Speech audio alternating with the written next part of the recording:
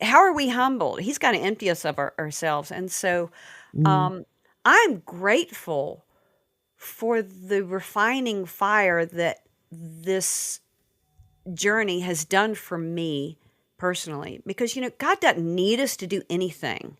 He right. allows us and he He calls allows us. us. Yeah.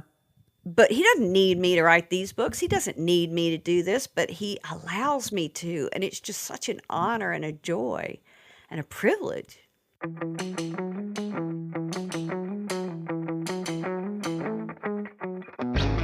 From the Florida Parent Educators Association, home of the largest homeschool convention in America, this is the Not by the Book podcast.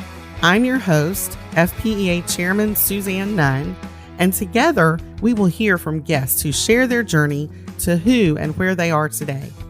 Each one of them at some point left the expected path, ripped the page out of the book that says you have to do it like this, and made their own way. I hope these conversations inspire you as much as they do me. Today I'm joined by Jenny Cote, award-winning author and speaker. Jenny is known for the amazing tales of Max and Liz and the Epic Order of the Seven series. Jenny is an adventurer, a committed researcher, and has an amazing story to tell about the impact of 3 simple words on her life as a child: I love you. Listen now as Jenny and I talk about what it means to grow up with big dreams and exciting futures ahead. So I am going to say right up front, I'm so excited to have this conversation with you, Jenny, today. Just kind of digging a little deeper into how Jenny Cote got to be Jenny Cote, because we know we know a lot of the more recent stories that you share with us when you speak. But I want to dig in and find out a little bit more about how you got to where you are today. So what can you share with us about Jenny's childhood? Oh man, this is a scary place to go. Are you sure you want to go there, Suzanne? I want to go all the way back to the diaper scene. I'm just Okay, the saying. diaper scene. Okay, my first memory of life. Well, first of all, I'm so happy to be here, my friend, and Yeah. FPEA is near and dear to my heart, and so I'm happy Mhm. just to dive a little bit deeper and share a little bit the story behind the story. Thank you. So the diaper story that Suzanne's talking about, my first memory of life was I was standing in the middle of the road holding up traffic, clad only in a diaper, while my mom was inside. This was in Seaford, Virginia. My dad was a pastor, and we lived in the parsonage, and my mom was inside teaching a piano lesson. And to her horror, she saw her little boy yelling, "Mommy, Mommy, Jenny's out in the middle of the road holding up traffic." And I just stood there. I remember staring at this like gray Chevy, just like, "Yeah, you want a piece of me?" Well, I probably didn't say that. I don't think I was even talking then. But I was just fearless, just staring it down, and traffic was backing up. And so mom came out, of course, having a heart attack and coming out, and so pulled me out of the road. And so I did that because I would get out of the house all the time. I would escape with our dog Tip and just go on walkabout in the woods.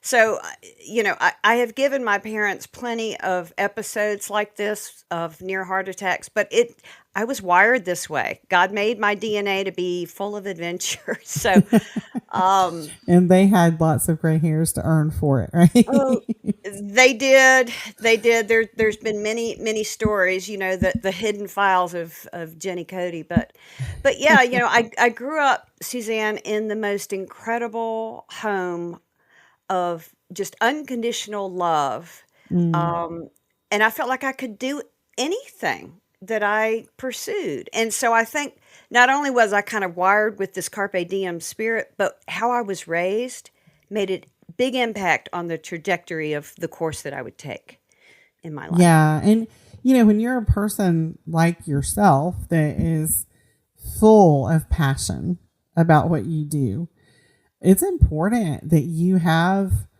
a foundation and a family that encourages you, and doesn't try to hinder you, that isn't afraid of that adventurous spirit, and that's not afraid to say, go for it, pursue that passion that you have. So yeah, you started out young and fearless, and you continued to be fearless, right? I did, and where I grew up was important too in what Mm, God had in mind for me to do, because I grew up in the heartbed of history there in yeah. Williamsburg, Yorktown, Jamestown, and my mom used to drive through the battlefields of Yorktown to get to the grocery store. Mm, And my little mind's eye, I can see the readouts. I can see those fields. And I yeah. remember going on field trips and running down Duke of Gloucester Street in Colonial Williamsburg. I was one of those tour kids, going around. And little did I know that the Lord was going to call me to write America's story someday. And Mm, so, our matriarch of our family, my grandmother, who lived to be 103, she always yeah. said, what goes into the first of life goes throughout all of life. Mm, And it's such a awesome thing to consider that for each one of us, God has already decided and gifted us with the skills and the calling that he has placed on our lives if we'll just follow him. And so all these little things, Suzanne, I didn't figure out I was going to be a lawyer till I was an old lady at 40. yeah. Right? No offense to those who are younger than that or You were older than that. younger. But, sometimes it takes a while, but every step of the way, and, the hindsight is 2020 thing, I see Hmm. exactly. I said, God, you just set me up to be an author, didn't you? Yeah. Well, can you go back just a second, because I want to camp out on this one for a minute. Okay. The quote from your grandmother. What was that again? What goes into the first of life goes throughout all of life. So And I think that just resonates so much with me, because so much of the time when we have the young children in our home, the ones that are running down Duke of Gloucester Street, right. wildly embracing every moment of the field trips, right? Hmm. Sometimes we think, what in the world is this? Why did I do this with 4 children? Why am I here, having them make me crazy, and it's super hot?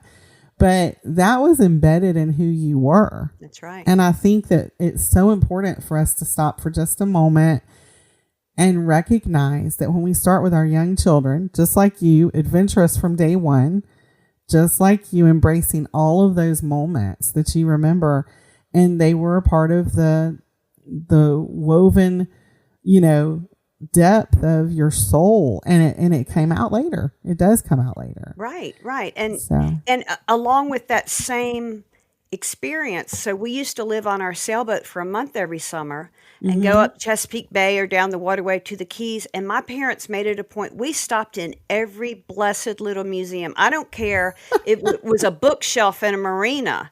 We stopped at it, and they taught me to appreciate learning the history of an area. And so, Mm, we always went to museums, traveling, 8 hours to grandmother's house or whatever, we would stop and we would read a right. wayside or see a marker. And those things that you might not think that they're packed with meaning, and they may not be for some kids, Mm-hmm. but it certainly was for me. And all of that was poured into me. And so I learned to appreciate history no matter where I was, and that there's always a story to be told wherever you are. And so Yeah. that was just vital to wiring me to be an author, to learn story. That's such a great, like, little bit of foundational history for your life. I know that you didn't start out though as an author, Mhm. and that you had not maybe connected all of those pieces early on. So what were your interests early on? Oh, well, I was all over the map. There's like two kinds of kids, right? The kids that know, like my brother, that they're going to be a doctor at the age of 8, and they get a little biology set for Christmas. And now he's a general surgeon. So he figured that out as a kid. And some kids know that. Mm-hmm. Me, I wanted to be a marine biologist and swim with dolphins. I wanted to be a singer on Broadway. I wanted to design greeting cards. Again, I was, the creative mind can be a blessing and a curse sometimes, because you just Right. flitter all around. And again, the world is my oyster. I can do anything, because I'm loved and I'm able. And my parents instilled that confidence in me. But the Mm-hmm. downside is, what am I going to do? So when it came time for college, I had absolutely no idea what to major in at Georgia. Mm. And my parents said, Jenny, why did you go into marketing? They said, you always had an angle going as a kid. You were always selling something. You always had money. You know, I mean, okay, let me give you a funny story. We at church camp one time, we captured a little fish in a cup Uh-huh. and went around selling looks at it for 10 cents. Hey, you want to see this fish in a cup? I mean, the silliest, most ridiculous, but marketing even was wired in me. Mhm. When I was 8 years old, I wrote stories about talking fruit. Yeah. And when I became an author and I met Phil Vischer, I said, I wrote Fruity Tales long before you wrote Veggie Tales. He said, well, I published mine. I'm like, mother. So save your child's manuscripts. I'm telling you, you just never know You what's going to never happen. know. But then when I was 10, I took white pieces of paper and I folded it together and I taped colored leaves on it. And I entitled my book Fall Leaves. And I went Mm. selling them door to door for 10 cents. So look at what I was doing as a kid. I was writing books for Yep. children, right, about talking characters, and I was marketing and distributing them. Mhm. So there's a great book by Max Lucado called Cure for the Common Life. Yeah. And the premise of it is, he says, more than likely what you were wired to do, you loved doing as a kid. You know, you were Yeah. doing it as a kid. And when I read that book, the light bulbs went off. So even though at a time authorship never entered my brain, because Mhm. I ended up getting a marketing degree and a master's of marketing degree and joining the healthcare field in Yeah. strategic planning and business development, you know, eventually the divine discontent came that this isn't what I'm supposed to be doing. Mhm. Um, but even that was part of the God leading me, because where did I work? Scottish Rite Children's Medical Center in Atlanta. And what was our mascot? A Yes. Scottish Terrier. Yep. And I fell in love with Scotty dogs and I got one and he would end up being my muse. Yeah. You know, That's so amazing. it's incredible. Again, it's like, God, you set me up. And it was at that time, I love the progressive revelation of God where he says, okay, now you're Mhm. going to see that all this marketing that you've been doing, oh yeah, you helped people along the way in your career, but I meant it for now. It's for Mm. you, because Yeah. authors have to know marketing. So, Yeah. yeah. Well, and because of that, it's so funny. I mean, hindsight, I love it because now you can look back Mhm. and make those connections. But man, when you're going through your life and you're trying to figure those things out, it's not as poetic It seeming isn't. as it sounds when you're able to tell the story, right? Right. So I know that there must have been for you some moments of like, what in the world am I doing?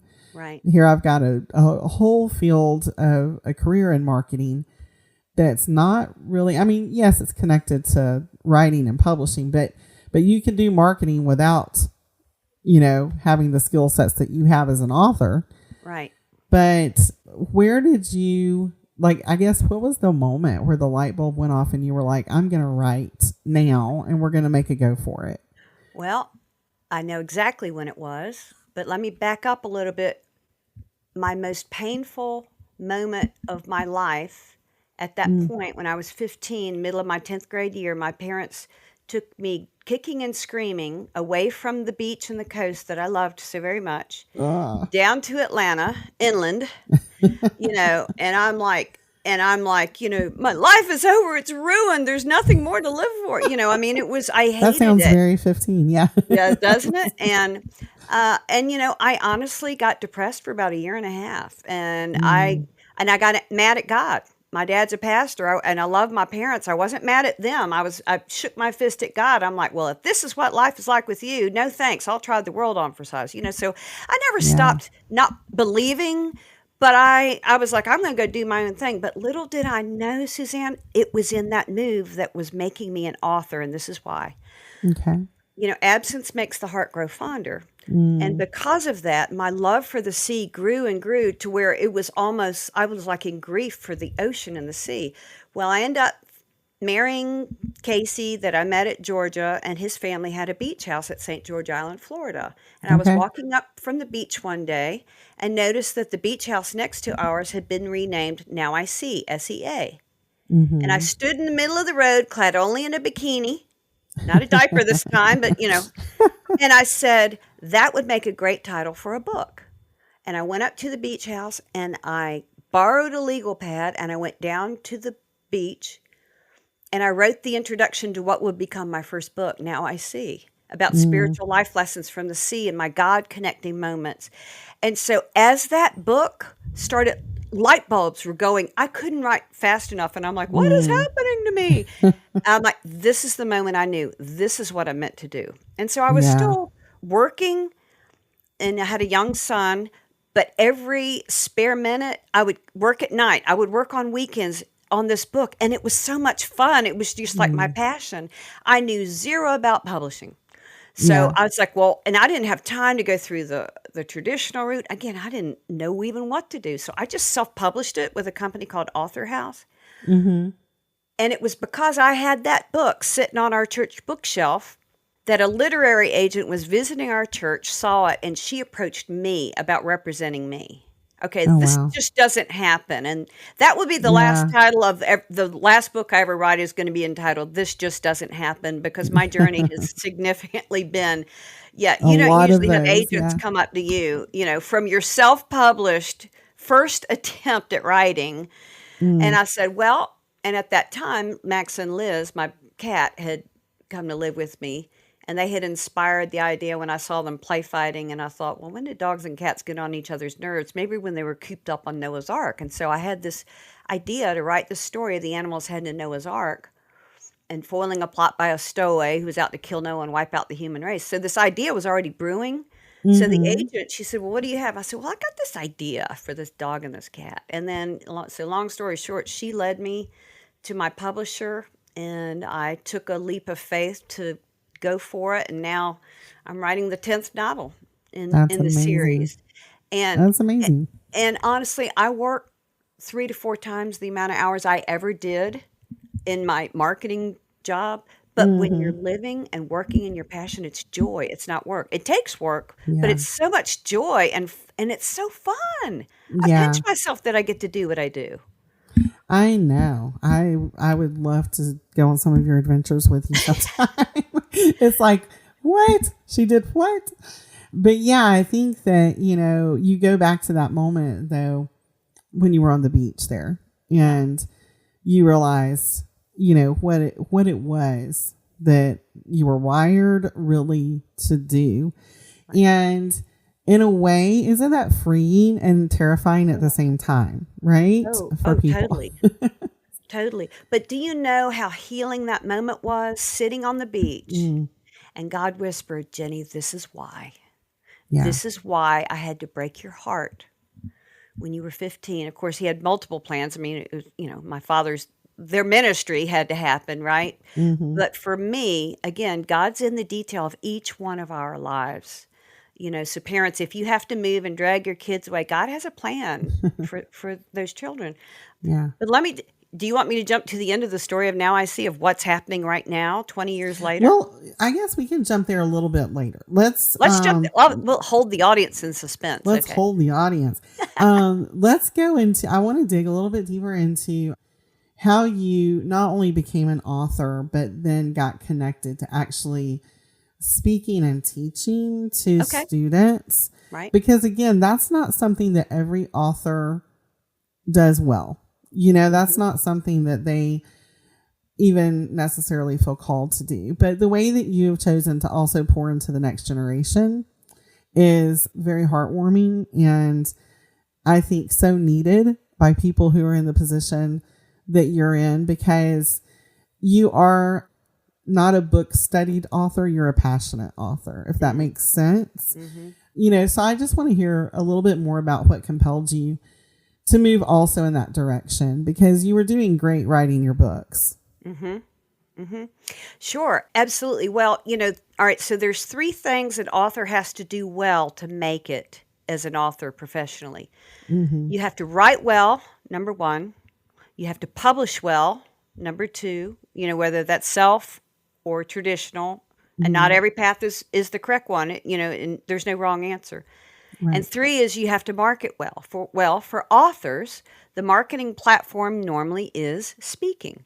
Hmm. And indeed, you're absolutely right. There's a lot of authors that don't make it because they don't want to get out there and speak, but that is the main tool that we use to speak directly to our audiences. And honestly, marketing is common sense. It's like, okay, I'm writing kids' books to get them excited about history and the Bible. And so, how do you talk to kids?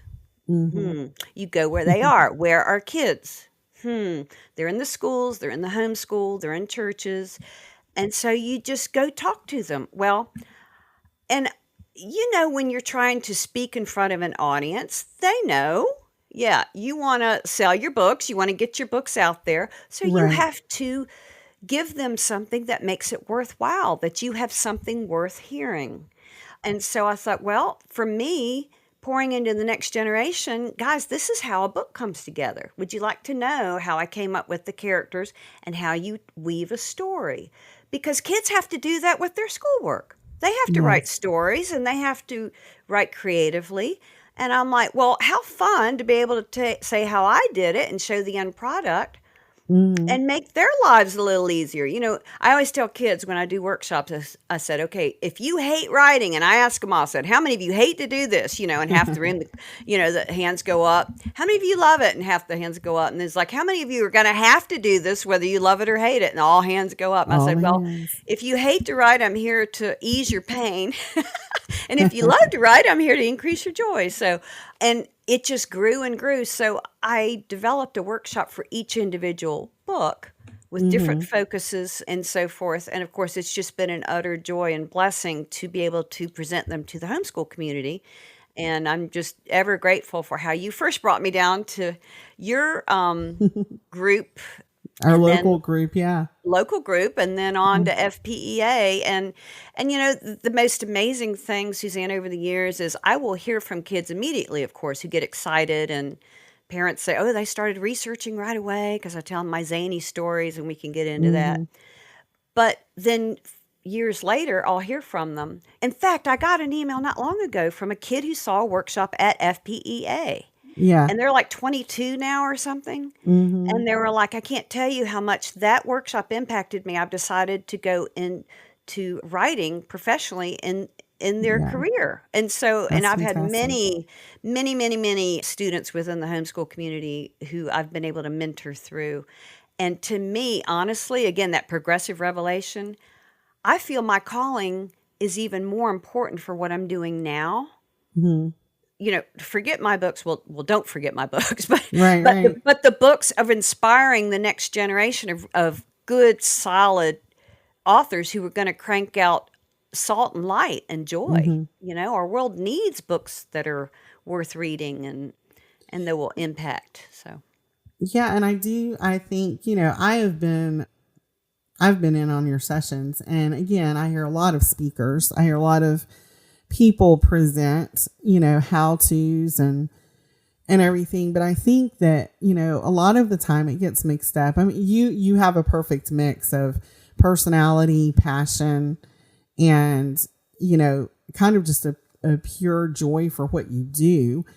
So, and it just comes across when you're talking. So it's inspirational then, and I think that sells your books, but I think it also cheers someone else on to believe that they can do it. And, I know that your family cheered you along. Who did you connect with? Did you find a mentor, or was there someone that you connected with that cheered you on in the process? my biggest cheerleader besides my family, and my husband and son was my dear friend Claire Foltz. Mm-hmm. Claire went to my church here, Dunwoody Baptist, and so we were young couples, together, and she was with me from the very beginning, and she and another author friend of ours, we met around my dining room table. We had our little inklings. None of us knew what we were doing, but we were all three writing children's books. And so iron sharpens iron. And so they were sounding boards if had writer's block or we were stuck on something. And God anointed Claire specifically to be my muse. She would Mm. say something, I would just be stuck on a plot line, and she wouldn't even know what she said, and it would totally unlock it for me. She That's has great. had the biggest impact on me. And she was not even a professional author, Mm, but just the way she poured into me and the insight, it's like God spoke through her, not only on character and story development, but encouragement and so forth. And then, when we get to the cliffhanging story, it's because of her. right. Um, so it was important. And I always tell kids, if you're passionate about writing, get a group of other fellow writers together, like Mm, C.S. Lewis and the Inklings. Now, Lewis, of course, was my tremendous inspiration and my hero. And I'll tell you an amazing story that happened. I felt like I had a commissioning service by C.S. Lewis when the Art, the Ring, the Fire Cloud first came out. I told the Lord, I said, okay, if I can be a millionth of a percentage like C.S. Lewis for this generation, that will just be more than enough. mm, Well, when the book came out, people kept saying, "Oh, you're like C.S. Lewis. This is like Narnia." And I'm like, "Oh, I'm not worthy." And I told people, I said, "Look, I just take dictation. God gives me these visions, and I write what I see. I'm a mm, very visual. It's like I see a movie, and I just write right. what I see." Well, so I said that all the time.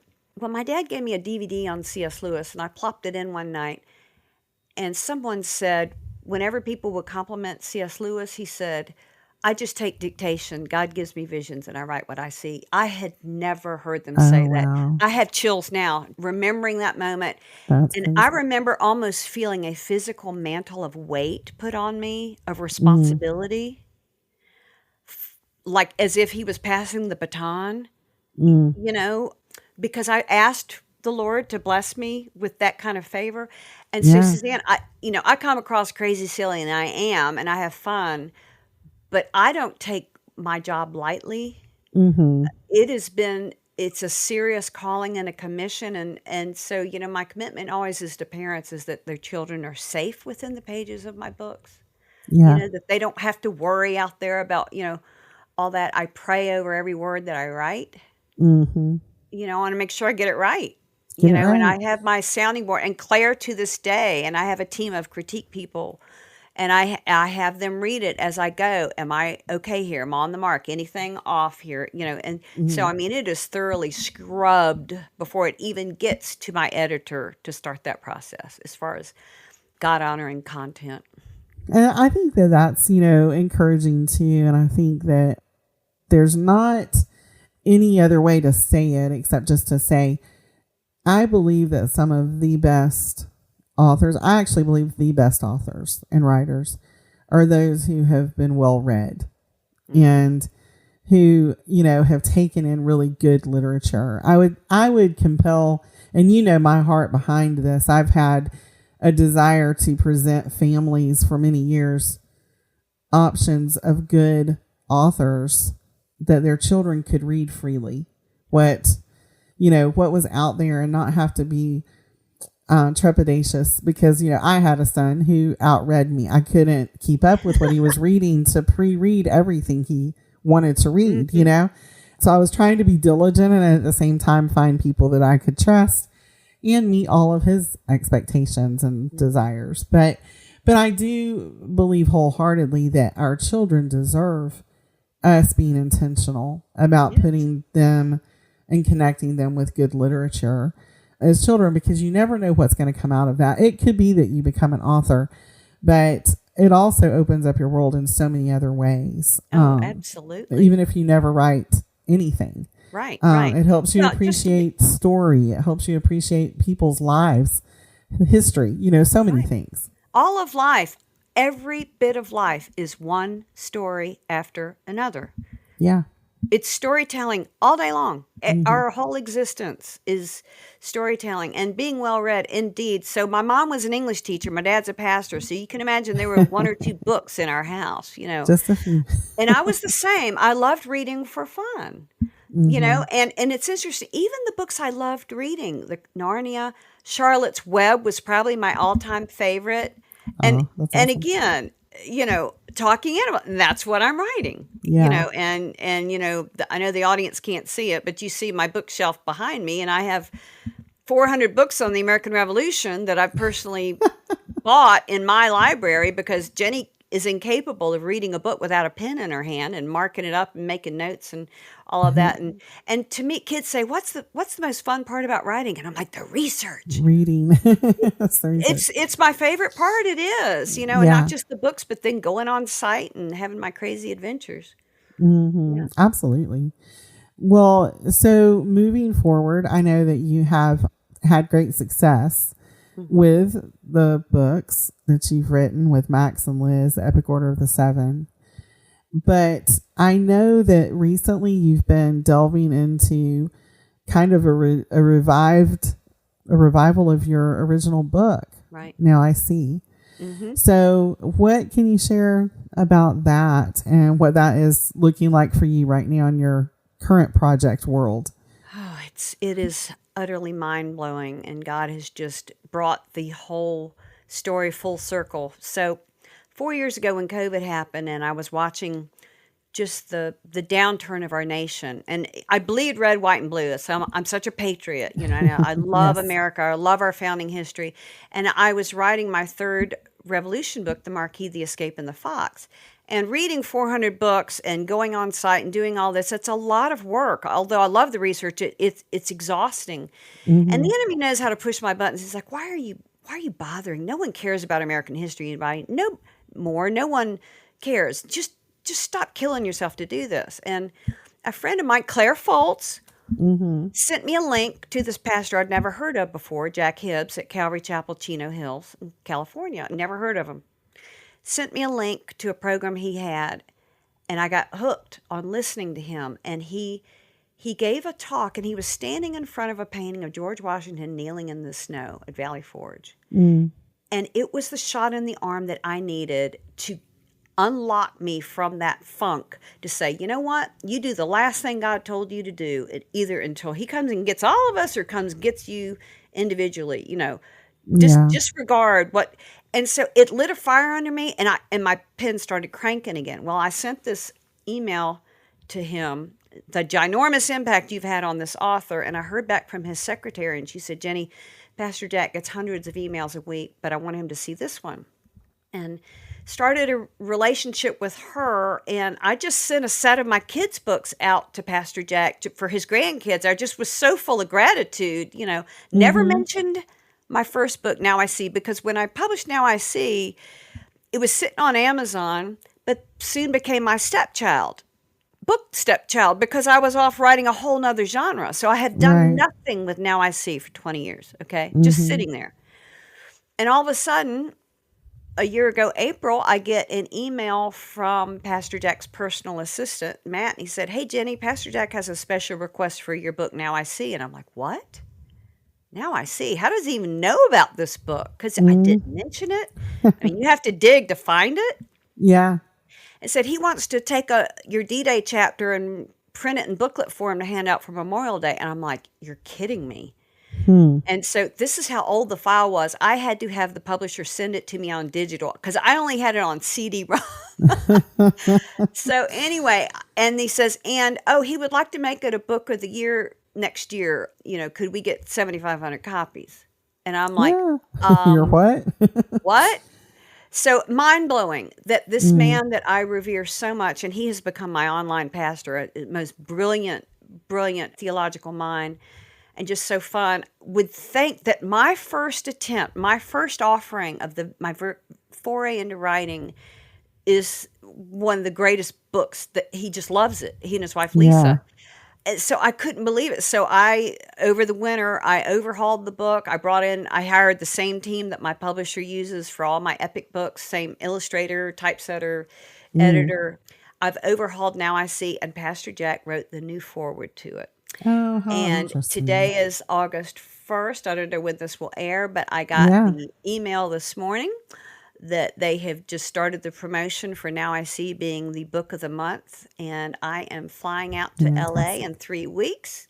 And I'll be doing a program with Pastor Jack on that Friday, August 23rd, and then signing Now I See that Sunday. So that's so exciting. I mean, it's the little thing that started it all, that was just unexpected, unforeseen.